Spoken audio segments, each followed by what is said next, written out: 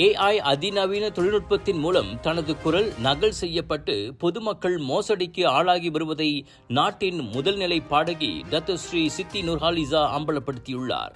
அதுவும் ரொக்கப்பரிசு தருவதாக தனது குரலை மாற்றி அவர்கள் அச்செயலில் ஈடுபட்டு வருவதாக அவர் சொன்னார்.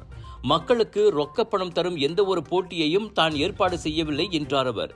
எனவே அவ்வாறு கூறிக்கொண்டு குறுந்தகவல் அல்லது வீடியோ அழைப்பு வந்தால் அது கண்டிப்பாக நான் அல்ல, அது ஒரு மோசடி, தயவு செய்து நம்பி ஏமாந்து விடாதீர்கள் என பொதுமக்களை சித்தி கேட்டுக்கொண்டார்.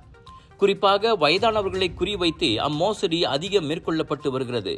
எனவே வீட்டிலுள்ள பெரியவர்கள், உற்றார் உறவினர்கள் மற்றும் நண்பர்களிடத்தில் அது குறித்து எச்சரிக்கையாக இருக்கும்படி சொல்லி வையுங்கள் என சித்தி கேட்டுக்கொண்டார். பொறுப்பற்ற தரப்பினரால் சமூக ஊடகங்களில் சித்தி நூர்ஹாலிசாவின் பெயரும் புகைப்படங்களும் தவறாக பயன்படுத்தப்படுவது நீண்ட காலமாகவே நடைபெற்று வரும் நிலையில் தற்போது AI குரல் மோசடி என அடுத்த கட்டத்திற்கு அது சென்றிருக்கிறது.